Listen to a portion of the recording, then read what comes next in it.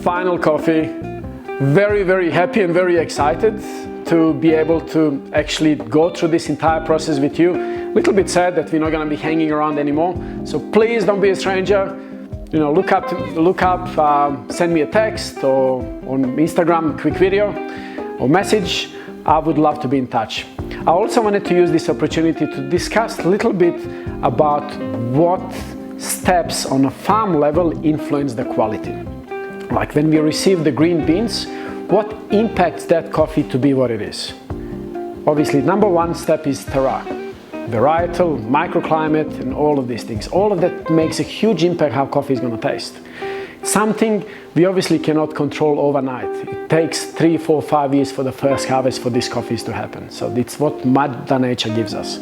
Second step is the processing. We've tasted quite a few coffees together where we have influenced the processing to potentially give us the coffees that naturally would taste very yellow, but with the carbonic maceration process or different processes, coffee tastes very purple.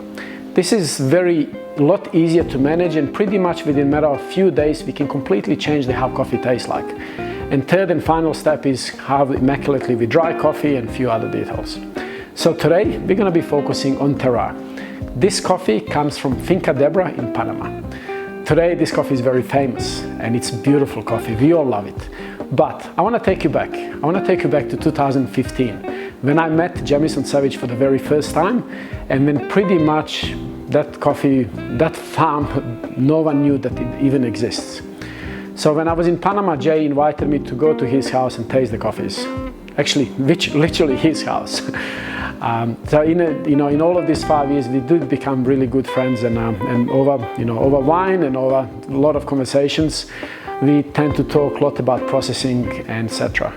And that's what's happened that night. We were, discussing a lot about processing, about fermentation, but more importantly, when I've tasted his Finca Deborah that particular day, I saw something pretty unique. This is for the very first in my life, terroir spoke to me. I could taste minerals from the farm, the green tip geisha, this super slow ripening, that amazing immaculate sparkling acidity, this intense green florals that I've never tasted before. Jay asked me about what can we possibly do with this coffee to make it better. I said, this is perfect, we don't need to do anything. 12 months later, Berg Wu won with the same coffee World Barista Championships. So why is terroir from Jamison so special? There's a number of things. Altitude, 2,000 meters. Second step is he planted his farm to be part of the nature. So he's got these big canopy trees, and all of his trees are planted in between these canopy trees, which means his production is very low, his trees are very spread in this farm, his yield is a lot lower than so many other farms, only 200 grams per tree, which normally the case for the geisha is about 1 kilogram. So all of these root systems from the tree are concentrating to only these few cherries. Hence why we can taste this amazing sparkling acid. His farm ripens, or cherries on his farm ripen April, May and June. That's when they picked. Normally in Panama it's December, January and February. So he's got this extended time of ripening. And I think probably another really important step is his green tip geisha. He does have some bronze tip geishas on the farm, but green tip geisha on that farm always tastes a lot more floral and a lot higher quality.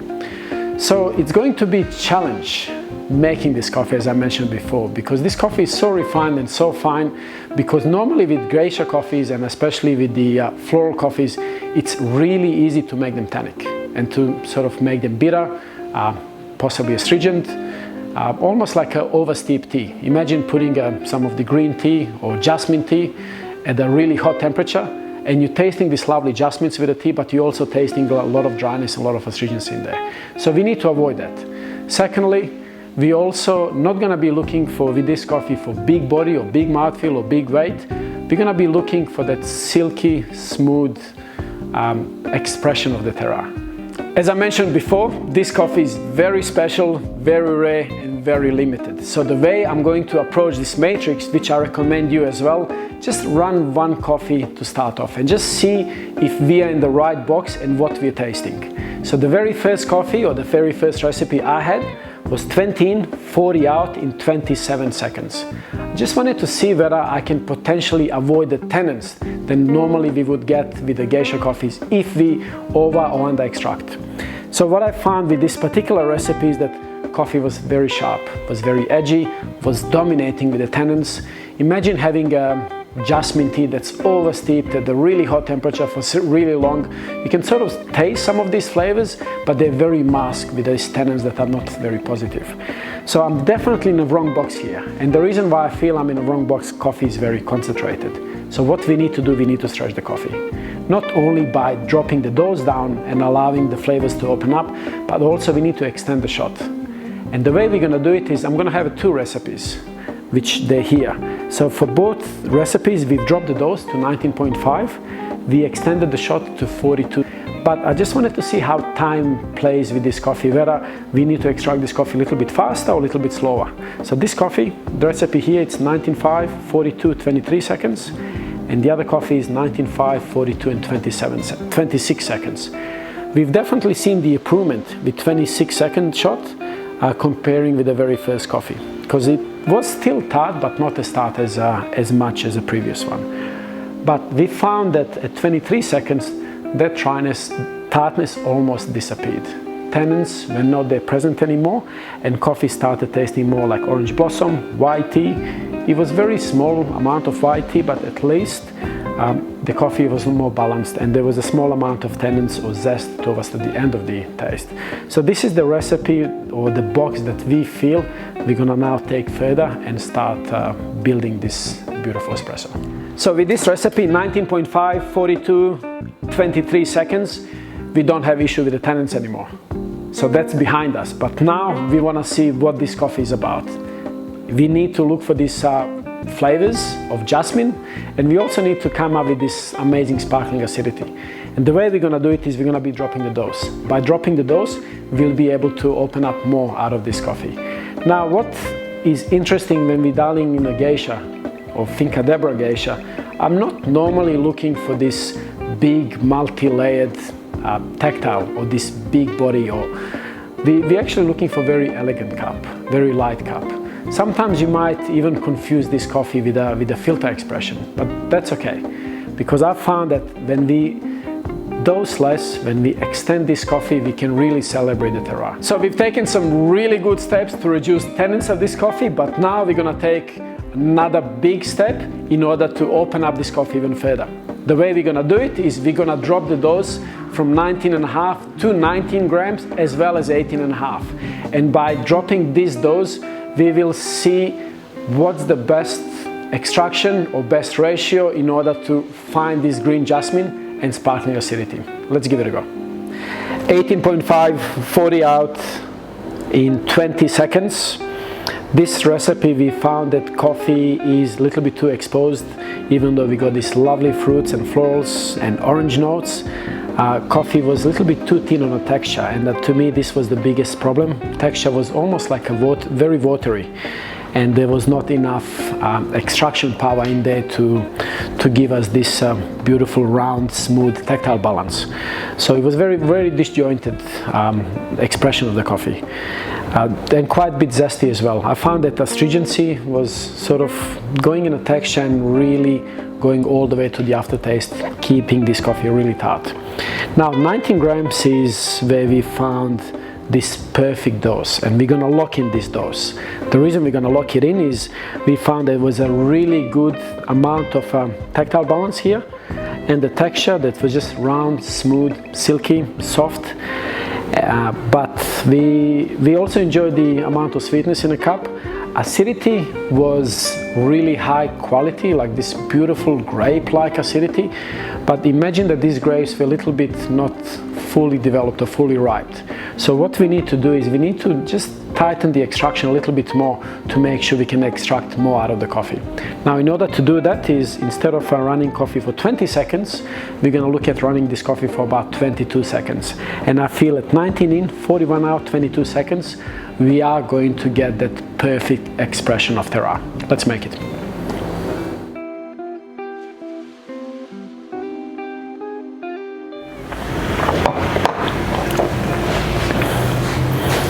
much more better. So 19 in, 41 out, 23 seconds, we're gonna lock it all in. To me, this is a beautiful expression of Finca Deborah. Let's talk about taste balance. Sweetness is medium plus, quite a bit of brown sugar, some honey in there.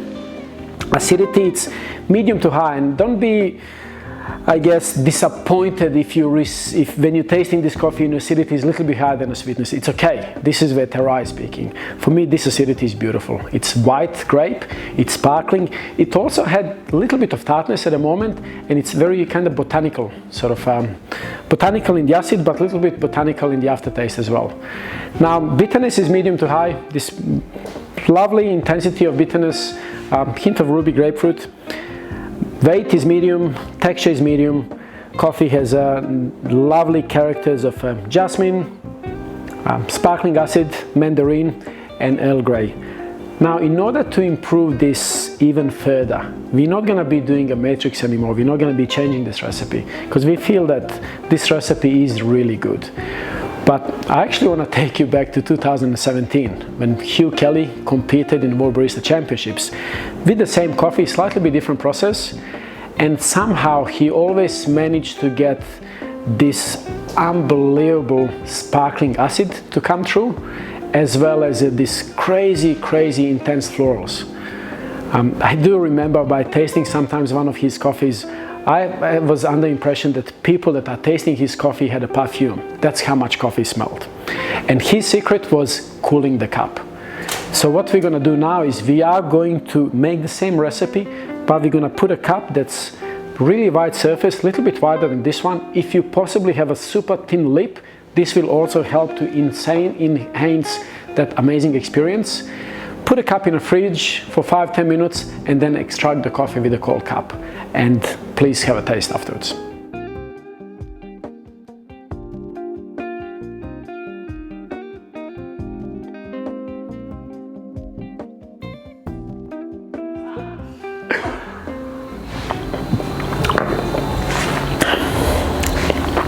Wow.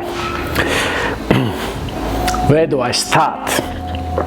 Definitely improvement. Please give it a go. Try the cold cup. It's such a big difference between a hot cup and the cold cup. The only thing, obviously, it's been in the freezer for extra 5 minutes. What this has done to the coffee, it's completely changed the structure of the acidity. We still have these beautiful grapes, but botanical is gone, tartness is gone. There's super sweet white grapes in the acid. Imagine taking the most ripest grapes you can possibly have, put them in a stainless container and flush them with the CO2. So the carbonation comes inside of the grape, and then you buy these grapes. That's exactly what this tastes like.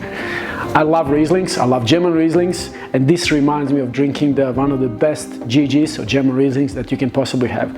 From the moment you have the first sip, that white sparkling acidity, these white grapes, they come at the beginning of your palate and they're going all the way through. Even though when you finish it, what I'm left over is these lovely caramels that are coated with jasmine white tea.